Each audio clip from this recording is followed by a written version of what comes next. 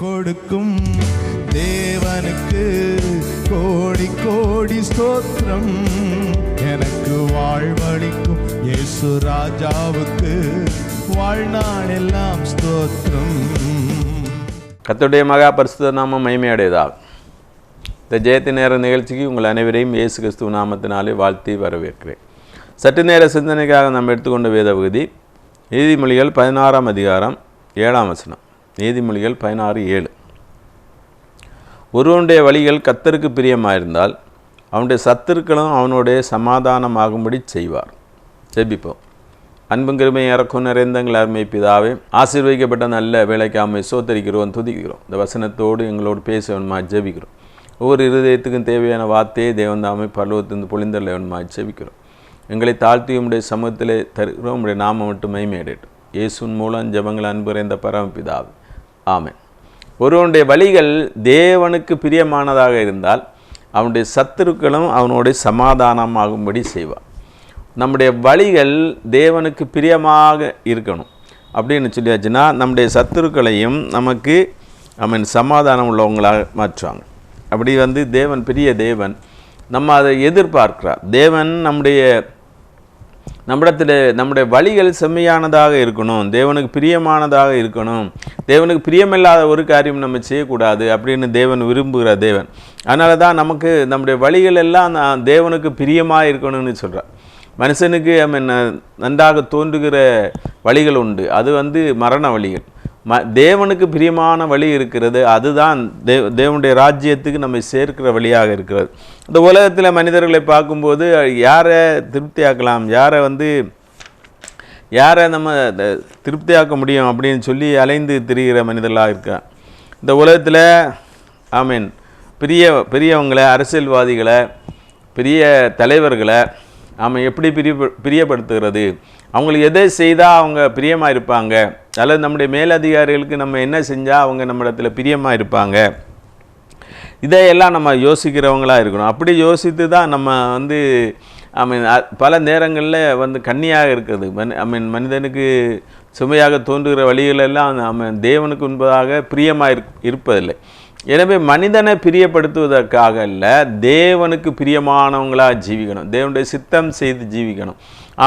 ஒரு வீட்டில் தேவன் தான் தலைவராக இருக்கணும். அங்கே தேவனுடைய சித்தமும் தேவன் தலைவராக இருந்து வழி நடத்தியாச்சுன்னா எல்லா ஆசீர்வாதங்களும் நமக்கு உண்டாகிறதா இருக்கும். எனவே தேவன் நடத்துகிற வழியிலே, தேவன் விரும்புகிற வழியிலே நம்ம நடந்தாச்சுன்னா நம்முடைய சத்துருக்களையும் நமக்கு சிநேகிதம் உள்ளவங்களாட்டு மாற்றுவார். அப்படி வேதத்திலே அநேக பக்தர்கள் நடந்திருக்கிறாங்க. அவங்களுடைய சத்துருக்களும் அவங்களுக்கு அனுகூலமாக மாற்றினதை தேவன் நம்ம வேதத்தில் அறிந்து கொள்ள முடியும். ஆதியாகமம் 26ஆம் வசனம் 28-29 இப்படி சொல்லுகிறது. அதற்கு அவர்கள், நிச்சயமாகவே கர்த்தர் உம்மோடு இருக்கிறார் என்று கண்டோம். ஆகையால் எங்களுக்கும் உமக்கும் ஒரு ஆணை ஏற்பாடு உண்டாக வேண்டும் என்று நாங்கள் நிர்ணயம் பண்ணினோம். நாங்கள் உம்மை தொடாமல் நன்மை உமக்கு செய்து உம்மை சமாதானத்தோடு அனுப்பிவிட்டது போல நீரும் எங்களுக்கு தீங்கு செய்யாதபடி உம்மோட உடன்படிக்கை பண்ணிக்கொள்ள வந்தோம். நீர் கர்த்தராலே ஆசீர்வதிக்கப்பட்டவராமே என்றார்கள். இங்கே ஈசாக்கை பற்றி சொல்லப்பட்டிருக்கிறது. ஈசாக்கினுடைய நாட்களில் ஒரு பெரிய பஞ்சம் உண்டாகுது. பஞ்ச காலத்தில் ஈசாக்கோடு தேவன் பேசுகிறார். ஈசாக்கோடு தேவன் பேசும்போது அவர்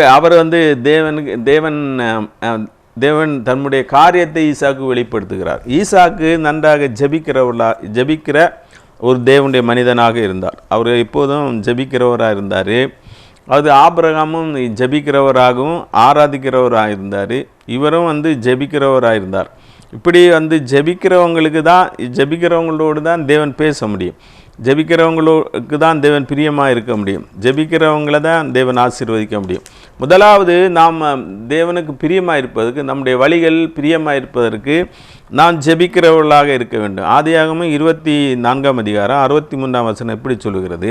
சாயங்கால வேளையிலே தியானம் பண்ண வெளியிலே போயிருந்து தன் கண்களை ஏறெடுத்து பார்த்தபோது ஒட்டகங்கள் வர கண்டான். அப்படின்னா சாயங்கால வேளையில் தியானம் பண்ணுகிறவராக இருந்தார், ஜெபிக்கிறவராக வேதத்தை தியானம் பண்ணுகிறவராக இருந்தார். அப்போ தான் அந்த ரெபேக்கால் வர்றதை அவர் பார்க்குறார். சாயங்கால வேளையில் அவர் தவறாமல் ஒவ்வொரு நாளும் தவறாமல் அவன் ஜெபிக்கிறவர் இருந்தார். தானியேலாகட்டும், தாவீதாகட்டும், வேதத்திலே சொல்லப்பட்டுகிற பரிசுத்தவான்கள் எல்லாம் அவனுடைய வாழ்க்கையில ஜெயம் பெறுவதற்கு ஜெபிக்கிறவங்களாக இருந்தாங்க. முதல்ல அவன் தேவனுக்கு பிரியமாக இருப்பதற்கு நம்ம என்ன செய்யணும், நம்முடைய வழிகள் தேவனுக்கு பிரியமாக இருப்பதற்கு என்ன செய்யணும்? முதல்ல ஜெபிக்கிறவராக இருந்தார். ஆமென். அவர் ஈசாக்கு ஜெபிக்கிறவராக இருந்தார். ஈசாக்கு அப்போ தான் தேவன் தரிசனமாகி சொல்கிறாரு. ஆதியாகமம் 26ஆம் அதிகாரம் 2-3 கர்த்தர் அவனுக்கு தரிசனமாகி, நீ எகிப்துக்கு போகாமல் நான் உனக்கு செல்லும் தேசத்திலே குடியிருந்து இந்த தேசத்திலே வாசம் பண்ணு. நான் உன்னுடனே இருந்து உன்னை ஆசீர்வதிப்பேன். நான் உனக்கும் உன் சந்ததிக்கும் இந்த தேசங்கள் யாவையும் தந்து உன் தகப்பனாகிய ஆபிரகாமுகிட்ட ஆணையை நிறைவேற்றுவேன். அவர் பஞ்சகாலம் வந்தோடனே அவர் பெலிஸ்தியரிடத்தில் வர்றார். அபிமெலேக்கு என்கிற ராஜா இருக்கும்போது பெலிஸ்திய தேசத்தில் வர்றார். அங்கே அவர் அங்கே தான் இருக்கணும், நீ இங்கே இரு, எகிப்துக்கு போகாத. அது நம்முடைய வழியை மாறி தேவனுடைய வழிகளை விட்டு பின்வாங்கி உலகத்தோடு நம்ம ஐக்கியம் கொள்ளக்கூடாது, தேவனோட கூட தான் இருக்கணும். தேவன் எந்த தேசத்தில் நம்ம வைத்திருக்கிறாரோ அந்த தேசத்தில் இருக்கணும். தேவனுக்கு சித்தமான இடத்துல நம்ம போகணும். அதுதான் தேவனுக்கு பிரியமாக இருக்கிறது. அவர் ஜெபிக்கிற மனுஷனாக இருந்ததுனால முதல்ல அவருக்கு ஜெயமாக இருந்தது. அப்போ ஜெயமாக இருந்ததுனால தேவன் அவரோடு பேசுகிறவராக இருந்தார். நம்மவும் தேவனுடைய வார்த்தைக்கு கேட்டு அதற்கு கீழ்ப்படுகிறவராக இருக்கணும். நம்ம முதல்ல ஜெபிக்கிறவங்களாக இருக்கணும். ரெண்டாவது வேதம் தியானிக்கிறவங்களாக இருக்கணும். இரவும் பகலும் அவனுடைய வேதத்தை தியானிக்கிற மனுஷன் பாக்கியவான், அவன் செய்வதெல்லாம் பாக்கியம்.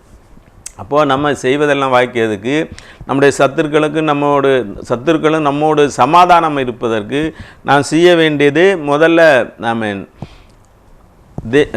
தேவனோட ஐக்கியம் உள்ளவங்களாக இருக்கணும், ஜெபிக்கணும், ஒவ்வொரு நாளும் ஜெபிக்கணும். அவர் ஒவ்வொரு நாளும் ஜெபிக்கிறவர் இருந்தார்.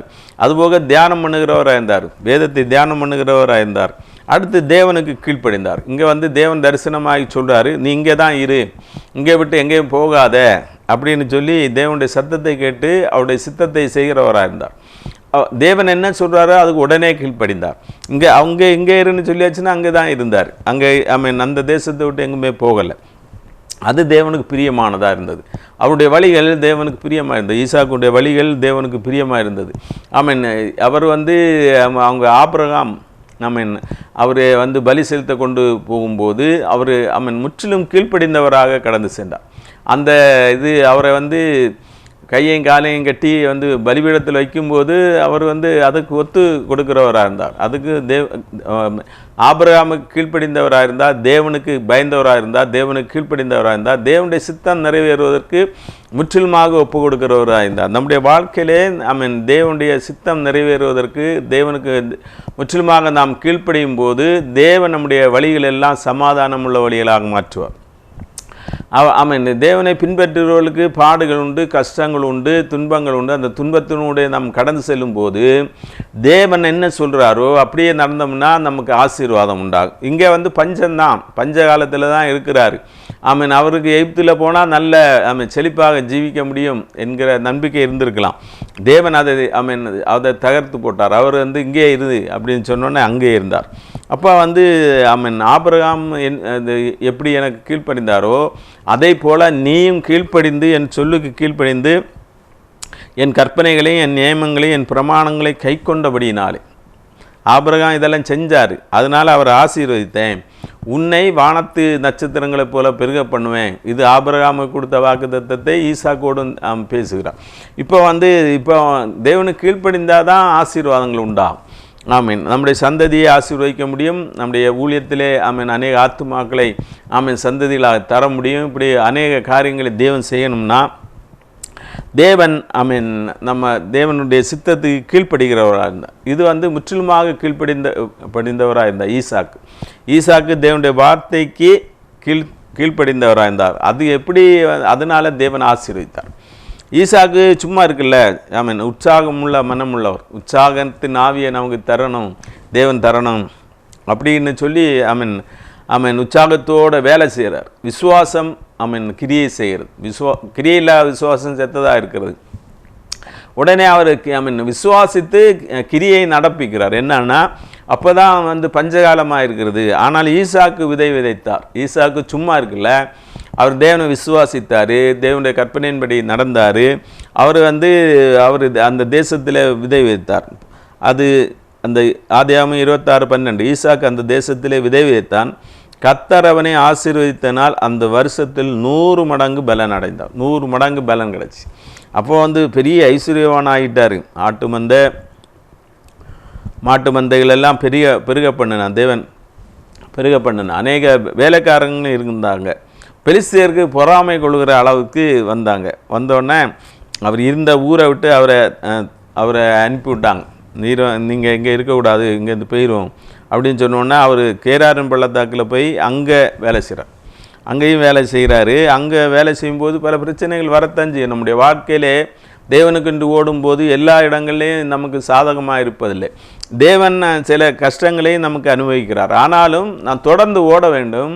ஆமாம், தொடர்ந்து ஓடுவதும் நம்முடைய தேவனிடத்திலிருந்து நம்ம ஆசீர்வாதம் பெறுவதற்கு வழியாக இருக்கிறது. தேவனை விசுவாசித்து நம்ம தொடர்ந்து ஓடுகிறவர்களாக இருக்கணும். அப்போ ஈசாக்கு விதை விதைக்காமல் இருக்கல, அவர் வேலை செஞ்சுட்டே தான் இருந்தார். நம்ம எப்போதும் நம்முடைய வேலையில் ஜாக்கிரதை உள்ளவங்களாக இருக்கணும். அதுபோக ஊழியம் செய்கிறதுலேயும் ஜாக்கிரதை உள்ளவங்களாக இருக்கணும். தேவனுடைய வசனத்தை விதைக்கிறவர்களாக இருக்கணும். அப்படி செய்துகிட்டே இருக்கும்போது தான் தேவன் கிரியை செய்ய முடியும். இப்போ எதிரான சூழ்நிலைகள் எல்லாம் வருகிறது. ஆபிரகாம் வெட்டின எல்லா துறவுகளையும் கிணறுகளையும் அந்த பெலிஸ்தர்கள் எல்லாம் மண்ணை நிரப்பி தூத்து போட்டாங்க, எல்லாம் நிரத்தி போட்டாங்க. இப்போ தண்ணிக்கு கூட கஷ்டமாக இருக்குது. அப்படி 2 துறவு வெட்டினார், ஏசேக்கு சித்தனா. ரெண்டையும் வெட்டும்போது இது எங்களுக்கு சொந்தம் அப்படின்னு சொல்லி அவங்க சொந்தம் கொண்டார். அவர் ரொம்ப பொறுமையுள்ளவராக இருந்தார். தேவனிடத்தில் நம்ம ஆசீர்வாதம் பெறுவதற்கு நல்ல பொறுமையுள்ளவராக இருந்தார். அங்கே சண்டை கிடையாது, சண்டை போல அன்போடு இருந்தார்.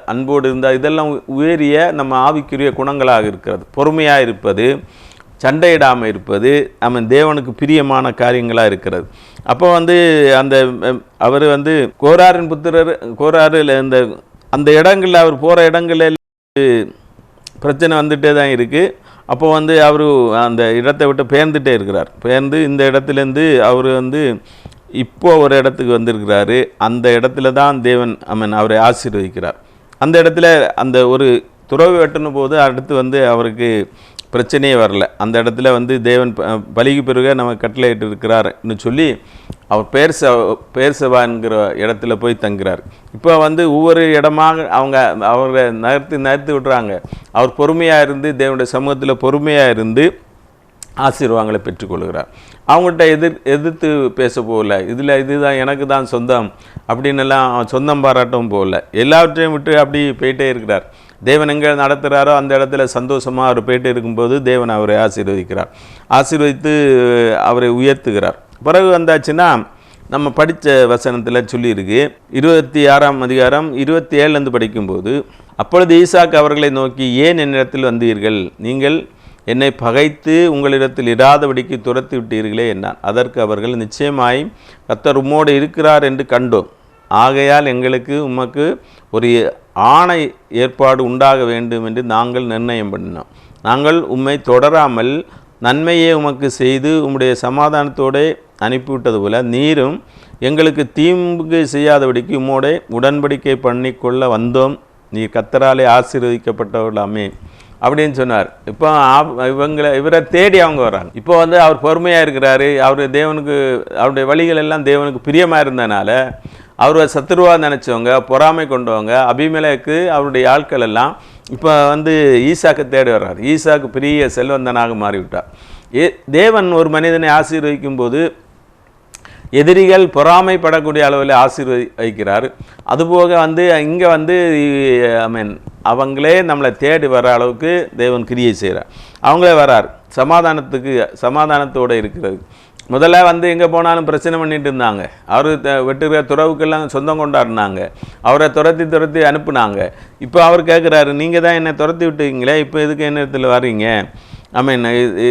உங்கள் கூட இருப்பதை கூட நீங்கள் அனுமதிக்கலையே, அப்போ எதுக்கு தேடி வர்றீங்கன்னா, நாங்கள் உம்மை சமாதானத்தோடு அனுப்பிவிட்டோம். எங்கே போனால் சண்டை போட்டு தான் அனுப்புனாங்க. ஆனால் அவங்க சொல்கிறது சமாதானத்தோடு அனுப்பிவிட்டதில் நீரும் எங்களுக்கு தீங்கு செய்யக்கூடாது. அப்படி அவ்வளோ பெரிய ஆளாயிட்டார். அபிமெலேக்கு அந்த ராஜாவை பயப்படக்கூடிய அளவுக்கு அவர் பெரிய ஆளாயிட்டார். பிறகு காலையில் அவங்க உடன்படிக்கை பண்ணாங்க. பண்ணிட்டு பெரிய விருந்து பண்ணி அனுப்பினார். அதுதான் பெரிய விஷயம். அவங்களுக்கு எதிராக வந்தவங்களையும் அவர் அவரை வந்து அவங்களோட சமாதானம் பண்ணி அவங்கள அனுப்புகிறவங்களாக இருந்தாங்க. அப்படியே இருக்கிறவங்களுக்கு தேவன் பெரிய ஆசீர்வாதத்தை கட்டள முடியும். ஈசாக்கு தன்னுடைய வழிகள் எல்லாம் தேவனுக்கு பிரியமானதாக இருந்தபடினாலே அவன் வந்து ஈசாக்கை தேவன் ஆசீர்வதித்தார். அதே மாதிரி தான் யாக்கோவுடைய வாழ்க்கையில் நடக்கிறது. ஆதியாகமம் 33:4. அப்பொழுது ஏசா எதிர்கொண்டு ஓடி வந்து அவனை தழுவி அவன் கழுத்தை கட்டிக்கொண்டு அவனுக்கு முத்தம் செய்தான். இருவரும் அழுதார்கள். இப்போ வந்து நமக்கு தெரிஞ்சது தான், யாக்கோபு வந்து ஈசாக்கை ஏமாற்றிட்டு ஏசாவுக்கு கொடுக்க வேண்டிய ஆசீர்வாதத்தை அவர் பெற்றுக்கொண்டார். ஏசாவை இன்னொரு தடவை ஏமாற்றினார். கூழுக்காக அவருடைய சிரேஷ்ட புத்திர பாகத்தை எழுதி வாங்கிட்டார். இப்படி வந்து அவர் சொத்து, அவருக்கு இந்த உலக ஆசை இருந்ததுனால அது எப்படியாவது சம்பாதிக்கணும் அப்படின்னு சொல்லி அவர் வந்து ஏமாற்றி சம்பாதிச்சவராக இருந்தார் யாக்கோபு. அது தேவனுக்கு பிரியமானதல்ல. இப்போ வந்து யாக்கோபுக்கு வந்து எதிரான சூழ்நிலை வருகிறது. யாக்கோபு என்னைக்கா இருந்தாலும் யாக்கோபை கொலை செஞ்சு போடுவேன்னு சொல்லி ஏசா சொன்னதுனால ஈசாக்கும் ரெபேக்காலும் யாக்கோபை அனுப்பிவிட்றாங்க. யாக்கோபை லாபானுடைய ஊருக்கு, அதாவது ரெபேக்காளுடைய ஊருக்கு அனுப்பிவிட்றாங்க. அனுப்பிவிடும்போது செய்தி என்னன்னா, ஏசா வந்து என்னைக்காவது அப்பாவுக்கு வந்து மரண நாள் வரும்போது யாக்கோபையை கொண்டு போடுவேன் அப்படின்னு சொல்லி தான், அதனால் அந்த பயந்து தான் இவர் போகிறது பயந்து போயிட்டு அவர் வந்து அங்கே அந்த ஊருக்கு போயாச்சு. போய் அங்கே நிறைய சம்பாத்தியம் எல்லாம் பண்ணிட்டு வரும்போது திரும்ப வரும்போது பக்கத்தில் வந்தாச்சு. இனி இப்போ வந்து சகோதரனை சந்திக்கணும். சகோதரன் நல்ல வாக்கு தான் சொல்லியிருக்கார், இவரை வந்து எப்படியாவது கொலை பண்ணணும் அப்படின்னு சொல்லி வரும்போது வழியில் வந்தாச்சு. வந்தப்போ வந்து அவர் வேலைக்காரங்களை அனுப்பிவிடுறாங்க. அனுப்பிவிடும்போது அனுப்பிவிட்டு ஏசாவோட சொல்கிறார், இப்படியாங்க யாக்கோபு வர்றாரு. அப்போ வந்து அவர் 400 ஆளோட வர்றார். ஏசா வந்து எதிர்கொள்வதற்காக 400 பேரோட வர்றார். ஆதியாகமம் 32:7. அப்பொழுது யாக்கோபு மிகவும் பயந்து வியாகுலப்பட்டு தன்னிடத்தில் இருந்த ஜனங்களையும் ஆடு மாடுகளையும் ஒட்டங்களையும் 2 பகுதிகளாக பிரித்து, பயம் உண்டாகிறது. யாக்கோவுக்கு பயம் உண்டாகிறது. எப்படி ஏசாவை சந்திக்கிறதுங்கிற பயம் வந்தோடனே அவர் மிகவும் பயந்து போயிட்டார், வியாகுலப்பட்டு அந்த அவருடைய இதில் இருக்கிற எல்லாத்தையும் 2 பிரித்து அப்படி வச்சு அனுப்புகிறார். ஒரு இதில் வந்து ஏசா விழுந்த ஏசா ஆட்களை வந்து ஒன்று அழிச்சு போட்டாலும் இன்னொன்று இருக்குமே அப்படின்னு சொல்லதில் இருக்கிறார். அப்படியே இருக்கும்போது தான் அவர் வந்து ஜெபிக்க போகிறார். அன்று ராத்திரி யாப்போக்கு என்னும் ஆற்றை கடந்து எல்லாவற்றையும் அனுப்பிவிட்டு அவர் வந்து ஒரு இடத்துல போய் தனித்து ஜெபம் பண்ணார்.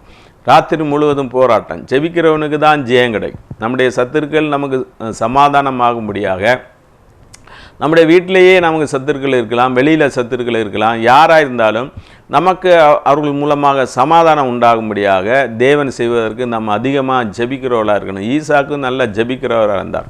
அதனால் தன்னுடைய வாழ்க்கையிலே ஜெயம் கிடைத்தது. இங்கே வந்து இவர் போய் ஜெபிக்கிறார். நம்முடைய மாம்ச எண்ணங்கள்லாம் அழிந்து போகணும். நம்ம யாரையாவது ஏமாற்றி ஆசீர்வதிக்கப்பட வேண்டிய அவசியமே இல்லை. தேவன் நம்மை ஆசீர்வதிக்கும்போது ஆசீர்வதித்து உயர்த்துகிறவராக இருக்கிறார். அங்கே வந்து 2 பரிவாரங்களோடு வரார். அவர் வந்து லாபானுடைய வீட்டுக்கு போகும்போது ஒன்றும் இல்லை, வெறும் கையும் கோலுமாக போனவர் இப்போது 2 பரிவாரங்களோடு திரும்ப வர்றவருக்கு அப்போ தான் ஆசீர்வதிக்கிறார். தேவன் அப்படி தான் ஆசீர்வதிக்கிறார்.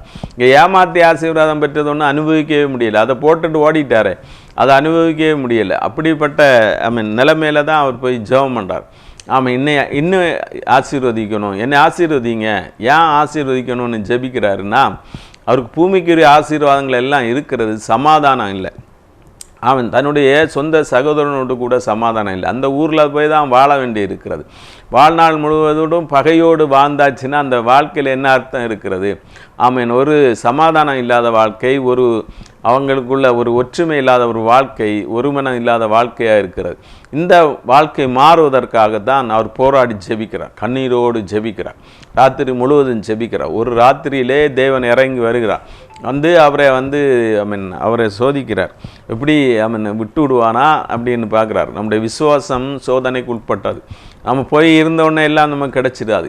அநேக காரியங்களுக்காக நம்ம தொடர்ந்து ஜெபிக்க வேண்டியது அவசியமாக இருக்கிறது. அப்போ தான் தேவன் கிரியை செய்ய முடியும். அப்போ தான் தேவனுடைய வல்லமையை நம்ம உணர முடியும். இங்கே யாக்கோபுக்கு அப்படி தான் நடக்குது. அவர் ஜெபம் பண்ணிகிட்டே இருக்கிறார். போய் ஜெபம் பண்ணி உட்கார்ந்தோடனே ஒன்றும் நடக்கலை. நம்முடைய மாம்ச எண்ணங்கள் எல்லாம் அழிந்து போகணும். நம்முடைய புத்தினாலே, நம்முடைய சாமர்த்தியத்தினாலே அடுத்தவங்களை ஏமாற்றி வாழ்கிறோம், அல்லது அடுத்தவங்களுக்கு தீமை செய்து அப்படியாவது நமக்கு சொத்து சேர்க்கலாம், அப்படியெல்லாம் நினைக்கவே கூடாது. அந்த நினைப்பு தான் நமக்கு தேவனுக்கு விரோதமான பகையாக இருக்கிறது. அப்போ இங்கே ஜெபிக்கிறார். ஜெபிச்சோடனே பதில் வரல. ராத்திரி முழுவதும் போராடி ஜெபிக்கிறார். அதிகாலையில் தேவனுடைய தூதனானவர் நான் போகிறேன் அப்படின்னு சொன்னோன்னா, இல்லை நீங்கள் நீ ஆசீர்வதிங்க. அப்போ அங்கே பற்றி ஆசீர்வாதம், அந்த ஆசீர்வாதத்தை அனுபவிக்கணும்னா ஒரு ஆவிக்குரிய மனிதனாக நம்ம ஜீவிக்கணும். நம்ம ஆவிக்குரியவர்களாக ஜீவிக்கும் பொழுது தான் நம்முடைய வாழ்க்கையிலே ஆசீர்வாதங்கள் உண்டாகும். மாம்சத்தின் கிரியிலே நம்ம அழித்து போடணும். அப்போ ஆவிக்குரியவர்களாக ஜீவிக்கும்போது தான் நமக்கு ஆசீர்வாதம் உண்டாகும். இங்கே ஜெபம் ஜெயமாக முடிந்தது. அவருடைய தொடைக்கால் சுளுக்கிட்டு நொண்டி நடந்தார். மாம்ச பலவீனம் இருந்தாலும் அவர் இப்போ ஆசீர்வதிக்கப்பட்டவராக இருக்கிறார். உன்னை ஆசீர்வதிச்சிட்டேன், நீ ஆசீர்வாதம் உள்ளவனாக இருக்கிறேன், உன்னை பேரையும் நான் மாற்றிட்டேன். யாக்கோபு உன்னை பேரை இனி இஸ்ரவேல்னு ஆகும். எத்தனை இல்லை இனி கர்த்தருடைய பிரின்ஸ் ஆஃப் காட் உன்னுடைய நாமம் இனி இஸ்ரவேல் என்னப்படும் அப்படின்னு சொல்லி அவர் ஆசீர்வதிக்கிறார். அவர் ஆசீர்வதிச்சுட்டு போனதுக்கப்புறம் இப்போ ஏசாவை சந்திக்க வர்றார். இப்போ அவருடைய நிலைமையே மாறி போச்சு. ஒரு மனிதன் தன்னுடைய மாம்ச எண்ணத்தை விட்டு வரும்போது, அவன் ஆவிக்குரியவனாக ஜீவிக்கும்போது அவனுடைய முழு சூழ்நிலையும் மாறிவிடுகிறது. அவருடைய சூழ்நிலையும் மாறியாச்சு. இப்போ நம்ம ஆவிக்குரியவங்களாக ஜீவிக்கும் பொழுது தான் தேவனுக்கு உகந்தவங்களாக ஜீவிக்க முடியும், தேவனுக்கு பிரியமுள்ளவர்களாக ஜீவிக்க முடியும். மற்றவங்களை ஏமாத்துறது, மற்றவங்கள் மேலே பொறாமை கொள்வது, மற்றவங்களை வெறுக்கிறது, இதெல்லாம் தேவனுக்கு விரோதமான காரணமாக இருக்கிறது. இதையெல்லாம் விட்டு நாம் தேவனத்தில் வரும்போது தேவன் நம்மை ஆசீர்வதிக்கிறவராக இருக்கிறார். இங்கே அடுத்து தான் ஏசா வரார். ஏசா பக்கத்தில் வந்தாச்சு. வந்தோடனே யாக்கோவுக்கு நல்ல பயமாக தான் இருக்குது. ஆனால் இப்போ பயமெல்லாம் போயிட்டு இந்த இயேசு கூட இருக்கிறார்ல, நம்மளோட கூட இயேசு இருக்கும்போது, தேவன் இருக்கும்போது நமக்கு பயமெல்லாம் போயிடும். அப்போ தேவன் இவரை ஆசீர்வதிச்சிருக்கிறார். இவர் வந்தோடனே ஏசா இவரை எதிர்கொண்டு இவரை தீர்த்துருவார்னு பார்த்தாச்சுன்னா ஏசா வரார். ஏசா ஒரு ஆட்டுக்குட்டியாக மாறார். முதல்ல ஒரு சிங்கத்தை மாதிரி வந்தார், எப்படியாவது அவனை தொலைச்சிடணும். தேவன் அவருடைய மனதை மாற்ற வல்லமுள்ளவர். இந்த மனிதனுடைய மனதையும் மாற்ற வல்லவன். ஏன்னா மனிதனை படைத்தவர் அவர் தான். அவர் யாரை வேணாலும் எப்படி வேணாலும் மாற்றுவார். அப்படிப்பட்ட வல்லமை உள்ள தேவன். அவர் ஏசாவுடைய மனதை, இருதயத்தை மாற்றி விட்டபடினாலே ஏசா அவரை தழுவி அவர் கழுத்தை பற்றி கொண்டு முத்தம் செய்து 2 பேரும் அழுதாங்க. இதோட முடிஞ்சு போச்சு. அவங்களோட பகை எல்லாமே முடிஞ்சு போச்சு. அப்படி தான் அவங்க 2 பேரும் நட்புள்ளவங்களாக மாறினாங்க. எதையும் விட்டு கொடுப்பதற்கு இப்போ ஆயத்தம் உள்ளவங்களாக மாறினாங்க. 2 பேரும் மாறி அப்படி தான் சொல்கிறாங்க. எதையும் விட்டு கொடுப்பதற்கு ஆயத்தம் உள்ளவர் இருந்தாங்க. யாக்கோபு எப்படிடா பறிக்கலான்னு இருந்தவர், அவரும் கொடுப்பதற்கு ஆயத்தம் உள்ளவராக இருந்தார். அவர் வெகுமதி எல்லாம் அனுப்பினார் ஏசாவுக்கு. இப்போ பிடிச்சு பறிக்கிறவரில் கொடுக்குறவராக மாறினார். தேவன் நம்ம அப்படி தான் மாற்றுவார். நம்ம மற்றவங்கள்ட்ட எதிர்பார்க்கறதில்லை, நம்மை கொடுக்குறவர்களாக தேவன் மாற்றுகிறோம்.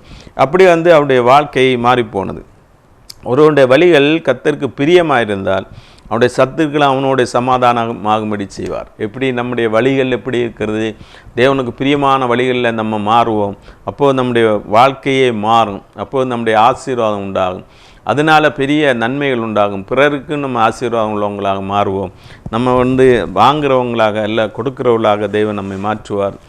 தேவன் தாமே இந்த வார்த்தையில் ஆசீர்வதிப்பாராக. தேவனுடைய சமாதானம் സന്തോഷവും നമ്മെ നിറപ്പുവதாக. ദൈവകൃപയിൽ ഞാൻ ആശ്രയിച്ചു, അവൻ വഴികളെ ഞാൻ അറിഞ്ഞു, അനുഗമിച്ചിടും അവനുടെ സുവടുകളെ, അനുഗമിച്ചിടും അവനുടെ സുവടുകളെ. ദൈവകൃപയിൽ ഞാൻ ആശ്രയിച്ചു. എത്ര നല്ലവൻ മതിയായവൻ, എന്നെ കരുതുന്ന കർത്തനവൻ. എത്ര നല്ലവൻ മതിയായവൻ, എന്നെ കരുതുന്ന കർത്തനവൻ. എൻ്റെ ആവശ്യങ്ങൾ എല്ലാം അറിഞ്ഞിടുന്ന ഏറ്റവും അടുത്ത സഹായകന്താം. എൻ്റെ ആവശ്യങ്ങൾ എല്ലാം അറിഞ്ഞിടുന്ന ഏറ്റവും അടുത്ത സഹായകന്താൻ. ദൈവകൃപയിൽ ഞാൻ ആശ്രയിച്ചു, അവൻ വഴികളെ ഞാൻ അറിഞ്ഞു. അനുഗമിച്ചിടും അവനുടെ സുവടുകളെ, അനുഗമിച്ചിടും അവനുടെ സുവടുകളെ. ദൈവകൃപയിൽ ഞാൻ ആശ്രയിച്ചു. ഇഹലോകമും തരുകില്ലൊരു സുഖമും മനസാന്തിയതും, ഇഹലോകമും തരുകില്ലൊരു സുഖമും മനസാന്തിയതും. എൻ്റെ യേശുവിൻ്റെ തിരുസന്നിധിയിൽ എന്നും ആനന്ദം ഉണ്ടെനിക്ക്. എൻ്റെ യേശുവിൻ്റെ തിരുസന്നിധിയിൽ എന്നും ആനന്ദം ഉണ്ടെനിക്ക്. ദൈവകൃപയിൽ ഞാൻ ആശ്രയിച്ചു, അവൻ വഴികളെ ഞാൻ അറിഞ്ഞു. അനുഗമിച്ചിടും അവനുടെ സുവടുകളെ, അനുഗമിച്ചിടും അവനുടെ സുവടുകളെ. ദൈവകൃപയിൽ ഞാൻ ആശ്രയിച്ചു. മനഭേദന പല ശോധന മമ ജീവിത പാതയതിൽ. മനവേദന പല ശോധന മമ ജീവിത പാതയതിൽ. മാറാതേറിടുമ്പോൾ ആത്മനാഥനവൻ മാറുൽ സാരി ഞാൻ ആശ്വസിക്കും. മാറാതേറിടുമ്പോൾ ആത്മനാഥനവൻ മാർബിൾ സാരി ഞാൻ ആശ്വസിക്കും. ദൈവകൃപയിൽ ഞാൻ ആശ്രയിച്ചു, അവൻ വഴികളെ ഞാൻ അറിഞ്ഞു. അനുഗമിച്ചിടും അവനുടെ സുവടുകളെ, അനുഗമിച്ചിടും അവനുടെ സുവടുകളെ. ദൈവകൃപയിൽ ഞാൻ ആശ്രയിച്ചു. ஜெபிப்போம். அன்பின் கிருபை இறக்கம் நிறைந்த எங்கள் அருமை பிதாவே, ஆசீர்வதிக்கப்பட்ட நல்ல வேலைக்கு ஆமை சோத்தரிக்கிறோம், துதிக்கிறோம். இந்த வேலையிலும் கத்தாவே உம்முடைய பாதத்தில் வந்து உம்முடைய வேதத்தை தியானிக்க தந்த கிருபைக்கு ஆமை சோத்தரிக்கிறோம், துதிக்கிறோம் கத்தா. ஆமேன். ஆண்டவராய் இதயமே ஹல்லேலூயா. நாங்கள் உம்முடைய பாதைகளிலே நடக்க, உமக்கு பிரியமான வழிகளிலே நடக்க எங்களுக்கு உதவி செய்யணுமா ஜெபிக்கிறோம் கத்தா. எல்லாரோடும் சமாதானமாக இருக்க, எங்களுடைய சத்துருக்களோடும் சமாதானமாக இருக்கத்தக்கான அவன் வழிகளை தேவன் தாமே எங்களுக்கு ஏற்படுத்தி தர வேணுமா ஜெபிக்கிறோம். எங்களோடு எல்லாரோடும் ஐக்கியமாக இருப்பதற்கும் தேவன் எங்களுக்கு கிருபை தர வேணுமா ஜெபிக்கிறோம் கத்தா. உம்மாலாகாத காரியம் ஒன்றும் இல்லை. நீதாமே பெரிய காரியங்களை செய்ய வேணுமா ஜெபிக்கிறோம் கத்தா. அற்புதங்களையும் அதிசயங்களையும் செய்ய வேணுமா ஜெபிக்கிறோம். நீதாமே ஆசீர்வதிக்கணுமா ஜெபிக்கிறோம். இப்போதும் ஜெபத்திலே பங்குண்ட ஒவ்வொருவரையும் தேவன் ஆசீர்வதிக்கணுமா ஜெபிக்கிறோம் கத்தா. சமாதானம் இல்லாமல் சந்தோஷம் இல்லாமல் இருக்கிறவர்களுக்கு தேவன் தாமே சமாதானத்தையும் சந்தோஷத்தையும் கட்டளையிட வேணுமா ஜெபிக்கிறோம். மனுஷனுடைய நெருக்கங்களிலிருந்து ஒவ்வொருவரையும் விடுதலையாக்கணுமா ஜெபிக்கிறோம். ஆமன். அவருடைய சத்துருக்களும் அவர்களுக்கு ஆமன் சமாதானமாகும்படி தேவன் தாமே இரக்கம் செய்யணுமா ஜெபிக்கிறோம் கத்தா. ஆமாம். எல்லாரோடும் ஒப்புரவும் அன்போடும் ஐக்கியத்தோடும் காணப்பட தேவன் இரக்கம் செய்யணுமா ஜெபிக்கிறோம். குடும்ப ஆமன் உறவுகளிலே பிரிவினையோடு இருக்கிறவர்களே தேவன் தாமே ஒன்று சேர்க்கணுமா ஜெபிக்கிறோம். நீ தாமே பெரிய காரியங்களை செய்வீரா. வியாதியோடு இருக்கிற விடுதலையாக்கணுமா ஜெபிக்கிறோம். கட்டுகளில் இருக்கிறவர்களே தேவன் தாமே விடுதலையாக்கணுமா ஜெபிக்கிறோம். உங்களுடைய நாம மகிமையடையணுமா ஜெபிக்கிறோம். என்னென்ன காரியங்களுக்கு ஜெபிக்கிறார்களோ எல்லாவற்றையும் தேவன் தாமே நிறைவேற்றி கொடுக்கணுமா ஜெபிக்கிறோங்க. பலவிதமான பிரச்சனையோடு வருத்தத்தோடு இருக்கிறவர்களே தேவன் விடுதலையாக்கணுமா ஜெபிக்கிறோம். விதவைகளையும் திக்கிட்ட பிள்ளைகளையும் தேவன் தாமே ஆதரிக்கணுமா ஜெபிக்கிறோம். எங்களில் ஒன்று பிள்ளைகத்தா எங்களை தாழ்த்தி உம்முடைய சமூகத்தில் தருகிறோம். சகல துதி கனமை மேல் உமக்கு செலுத்துகிறோம். இயேசுவின் மூலம் ஜெபங்களை அன்பு நிறைந்த பரமபிதாவே, ஆமென். ஜெயம் கொடுக்கும் தேவனுக்கு கோடி கோடி ஸ்தோத்திரம். வாழ்வழிக்கும் இயேசு ராஜாவுக்கு வாழ்நாளெல்லாம் ஸ்தோத்திரம். ஜெயம் கொடுக்கும் தேவனுக்கு தேவனுக்கு கோடி கோடி ஸ்தோத்திரம்.